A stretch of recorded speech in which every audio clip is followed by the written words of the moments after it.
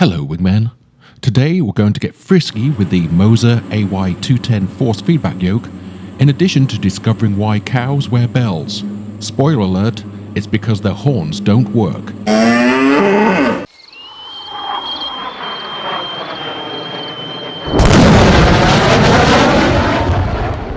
After watching a few of my videos, Moza contacted me and asked if I wanted to borrow one of their force feedback yokes to give it a whirl and see what I thought. Well, is the Pope Catholic? 2 packages arrived from Moza containing 3 boxes, a desk mount clamp, a Moza MFT yoke, and the AY210 yoke base. The boxes arrived in generally good condition, apart from a few shipping punctures, and yes, I did get nailed by the tariff situation, but that came to around $80 in total, so not a complete disaster. The items appeared well packaged and contained all of the usual gubbins, such as a manual, a power cord, a USB cable, and an external power supply. The base itself is a tub of love and weighs around 8 kilos. The majority of the housing is high-strength steel, making for a substantial construction. This is no flimsy piece of plastic, and as a result, you'll have to think about how to mount it. It comes with screws and nuts for mounting on any standard V-slot system.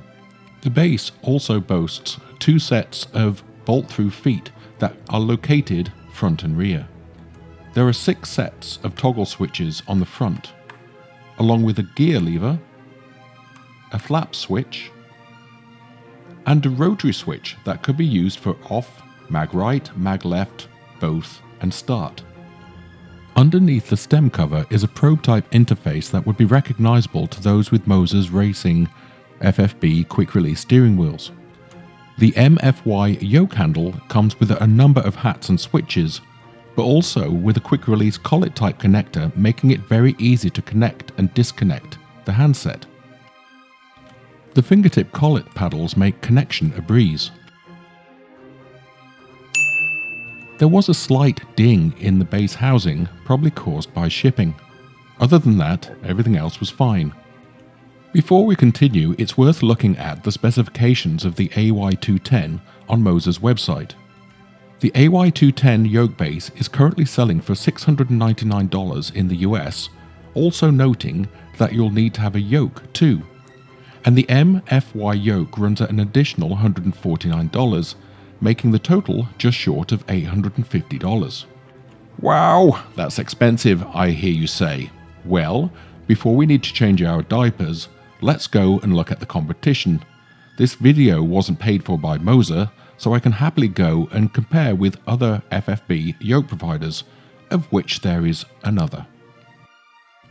FlightSim's CLS60, without any additional switches on the base, and a pitch force of 60 newtons comes in at $899, whereas the upgraded version, with 120 newtons of pitch force, comes in at $1,299. If you want switches and rotaries on the base, you'll need to throw in another $299 on top. Looking at these prices, the AY210 doesn't seem like a poor deal at all. Back to the specifications, the AY210 boasts 9 Nm of roll torque and a whopping 210 newtons of pitch force. I discovered this to my own chagrin during a flight, where my initially poor mounting solution left me with an additional degree of freedom on the yoke. Not at all cool in VR. My solution was to use a removable cargo strap to tame the beast, but more on that later. The AY210's pitch travel is around 150 mm, or 6 inches, which, from memory, is about the same as a Cessna 172. It's also compatible with the majority of the big flight sims. My go-to yoke and throttle for general aviation has always been the Honeycomb Alpha and Bravo. Capable, but the only feedback is a spring. I also added a DeskAviator.com switch panel to make the position of the main switch panel similar to a 152, so it would be easy for me to find and manipulate during VR. All of my panels for the F-18, F-16 and Harrier, along with the Alpha Bravo, uses a dual toggle clamp that securely clamps its items onto my DOF Reality P3's forward table. Now I wanted one for the AY210. This means innovation. What we really need right now is an 80s montage. I'm a one-track lover.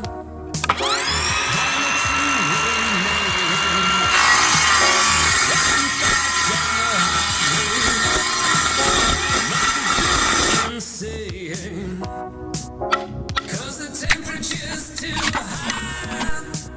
Traveling way too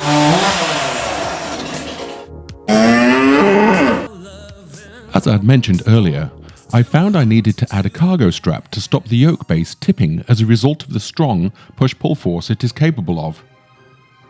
Apart from that, the toggle clamps still allow me to remove the whole base quickly once the power and USB is disconnected.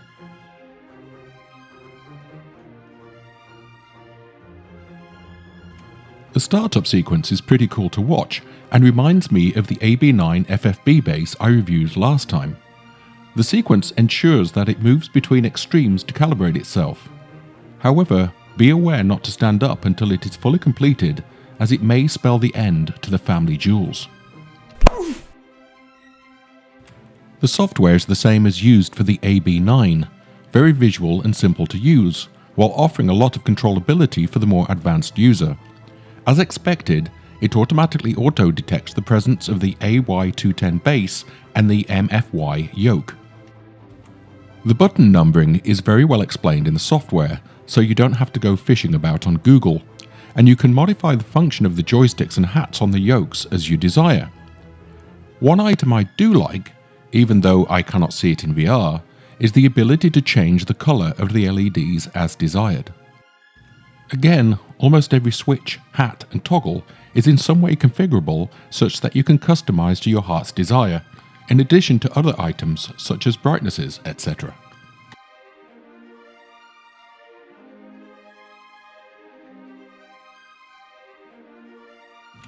In the yoke base configuration section, you can modify all of the prime factors that control the feel and output of the base, such as spring, dampening, inertia, etc., along with force feedback gain. As with all other Moza units, you can select pre-made configurations or presets for your base and then apply them based on simulator and aircraft. I found that the basis Microsoft Flight Simulator 2024 Cessna 172 profile was a little underwhelming, so I modified it accordingly, increasing the amount of feedback significantly. This led to a much more responsive and realistic feeling to the yoke feedback. I saved the profile and there's a link to the preset in the description below if you are interested. One thing I did want to mention before we jump into the cockpit is that all of the toggles and buttons feel very solid and well engineered, and feel like they are made for the long run. So here we are in the Diamond Air 42. I know this airframe doesn't actually have a yoke, but it's a great demonstrator of the telemetry coming out of Microsoft Flight Simulator 2024 and how the Moza AY210 deals with it. We are currently located in the best part of Blackpool, Lancashire, in my opinion. That is, runway 28 at Blackpool Airport, about to depart the town, never to return. You can see as the airspeed comes alive that the airflow over the control surfaces cause the yoke to respond accordingly. As we progress down the runway and head towards flight regime, the undulation of the runway is causing a little bounce in the nose, which is also causing a reaction in the yoke. This is excellent stuff. Even though this is a pretty calm day, there is still a slight crosswind, and I can feel the yoke wanting me to input just a little right aileron and a small amount of rudder to compensate, i.e. to dip the wing into the breeze. Okay, vertical airspeed positive, gear up. My DOF Reality P3 gives me a little kick as the gear comes up to lock in the fuselage. All of these things, the natural feeling of the VR, the engine and the ground vibration of my sim shakers, the movement of the motion rig, and now the additional tactile input of the AY210 yoke. They are all accumulating into making me suspend disbelief just for long enough to forget that I am in a simulator. I have to admit, I was skeptical about the need or value of a force feedback yoke, especially as I was more than happy with my Honeycomb Alpha. But now that I have this set up, I feel it is going to be one of those things I immediately miss as soon as it's not there. A bit like realizing you forgot to turn on the motion rig. It's a critical haptic input that you take for granted until it is absent. The scene before me brings to mind the famous children's bedtime poetry by Margaret Brown. Good night, moon. Good night, light, with your hue of soft peach. Good night, sun. Good night, Blackpool, with your litter-strewn beach. Even in the DA62, in the outer Skerries, this thing responds beautifully. I always felt that the turbulence and strong wind challenge within Microsoft Flight Simulator 2020 never really worked, but they seem to have fixed this issue in Microsoft Flight Simulator 2024, and now you're really having to think about energy when pushing into an upwind leg, and then crosswind, and then downwind, etc. The response through the AY210 is really useful and makes for a much more intuitive response to correcting for gusty weather rather than just relying on no visual clues alone. On an upwind leg, the additional airspeed indicated drives lift, and you can feel it in the yoke before you see it in the increased angle of attack. You could really feel yourself being blown about. By the way, just look at this scene, it's incredible. Also, if anyone knows how to get rid of those missing textures pink area problem without having to reinstall the whole flight sim, please drop your knowledge in the comments below for everybody's benefit.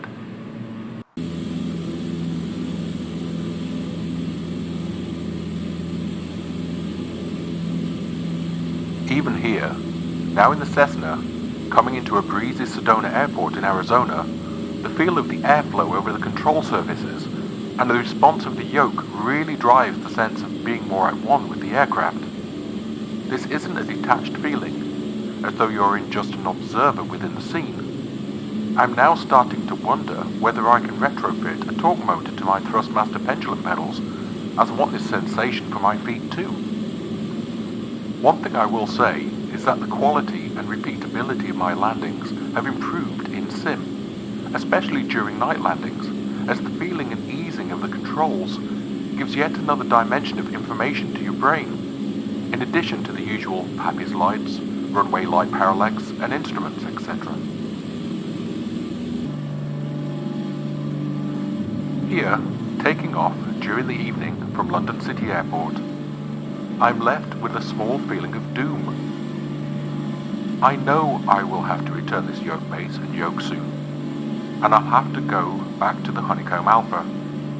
I'm already mourning the tactile feedback of the Moza, and I feel that the question I was asking myself at the beginning of this journey may have answered itself. If I had the choice between the Honeycomb Alpha and the Moza AY210 yoke, which would I choose? I think, even though the Moza is a little more than twice the price of the Alpha, I would go with the Moza, as it's not just an input device, it's also an output device, and a great one at that. If I already owned a Honeycomb Alpha, which I do, would the upgrade to the Moza AY210 be worth it? I don't know, but what I can tell you is that I'm already planning on selling my Honeycomb Alpha on eBay and buying the Moza when I can. The Moza combined with the Honeycomb Bravo, as you've seen me use in this video, is a really great combination, and I'm going to be sad to lose the Moza even for a moment. I'll leave you with these visuals of London during the evening. Man, what a time to be alive.